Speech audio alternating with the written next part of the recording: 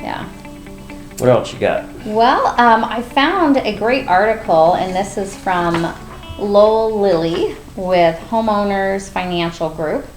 And so he put out an article talking about, he calls it a seller's guide, but we're going to look at it from both the buyer side and the seller side for solar. So let's say you're selling a house with solar. A couple things come up with how to handle that and how to proceed and move forward. What happens at closing with the solar?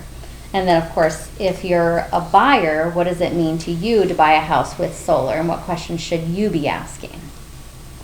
Okay, so first we have to establish whether it's a solar lease, a power purchase agreement, financed, or owned outright. Got to start there. Who owns it? Right. And the power purchase agreement's relatively new. That's basically APS here in the Valley, renting your roof.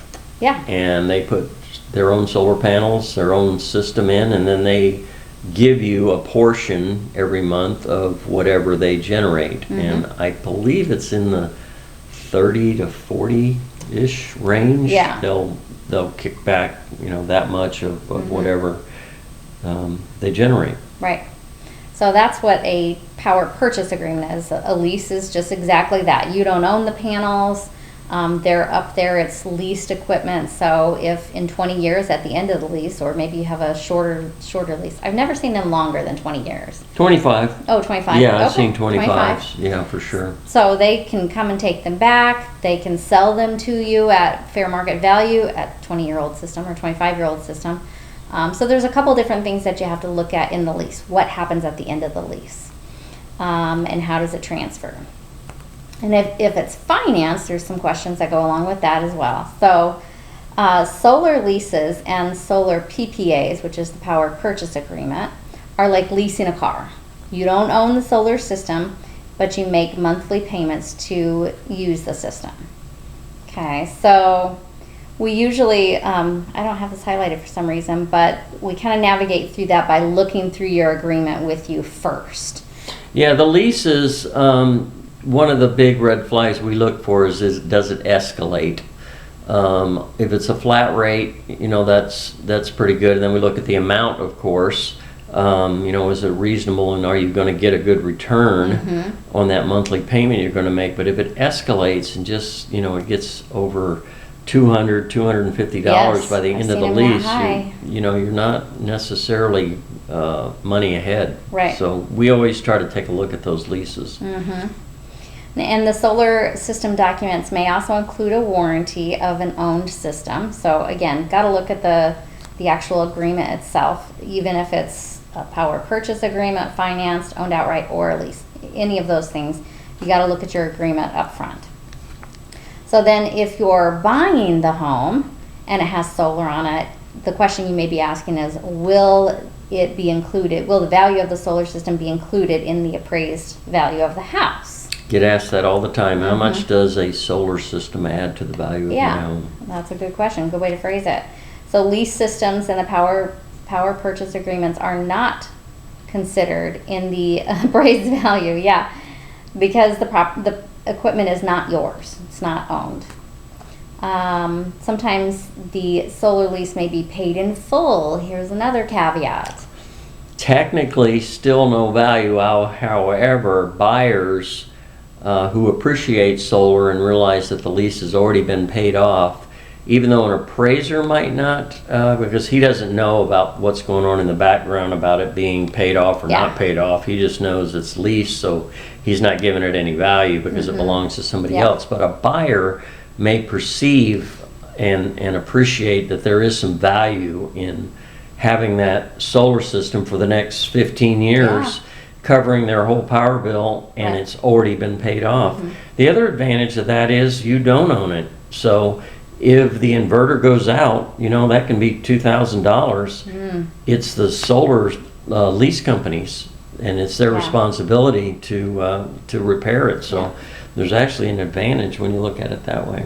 So if there's a problem with the panels, if there's a problem with the inverter, those things are all leased, and they're under warranties because it's not your equipment, it's their equipment. So Okay, so if the system purchase was financed, okay, so let's say, yeah, you paid it off, but you took out a loan to pay it off.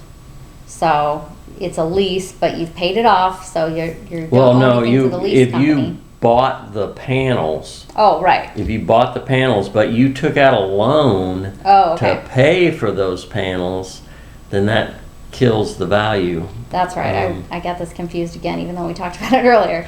So if the system purchase was financed, any financing documents should be supplied to your lender, Right.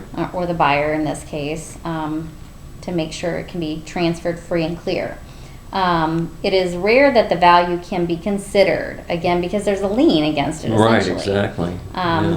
The terms include verbiage that the solar panels may be repossessed or disabled if the loan is in default. So there again, you the go. appraiser's going to say, we can't include that in the value. So, Right.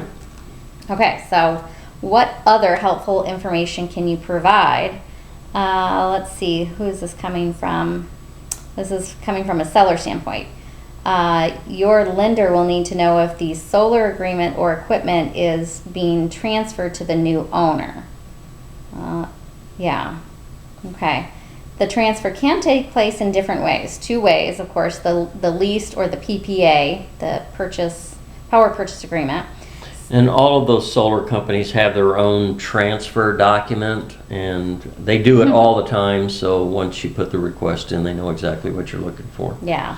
Most of them can be pretty easy to contact and reach and let them know, hey, I'm selling, you know. Mm-hmm. Others take a couple phone calls. You got to be persistent. Mm-hmm. So the transfer is allowed per the current agreement if it's leased or a PPA. So again, you got to look at the agreement to see what it says about transferring ownership, or if you sell your house. The seller or new owner is exercising the purchase or buyout option of the solar panels in the existing agreement. So guess what? You as the buyer can ask the seller to make a contribution towards what's still owed. Or pay it off completely. Or pay it And we off have had completely. that situation in Yeah. transactions before where the buyer is a snowbird. They're only going to be here for 3 months Yeah. in the winter. So the system really has no value, You not know, much value the to solar, you know, when they're gone, they leave everything at 85 degrees and the bill is still low. So they're not here to enjoy the The benefit of benefits. the solar. So Yeah. they're not interested in it. So them, right? they may ask the seller to pay off the lease.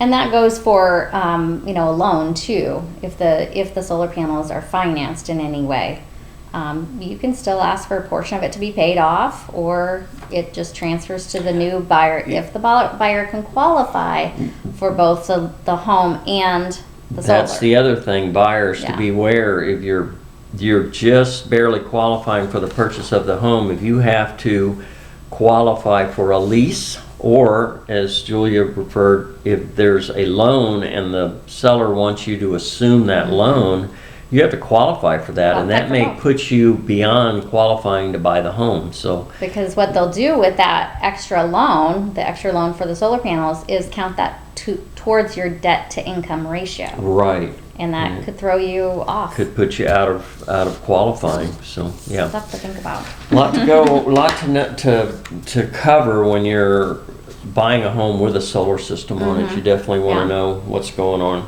And there's almost always, in a lease situation, there's almost always a transfer fee from the solar company. Traditionally, the seller pays for that.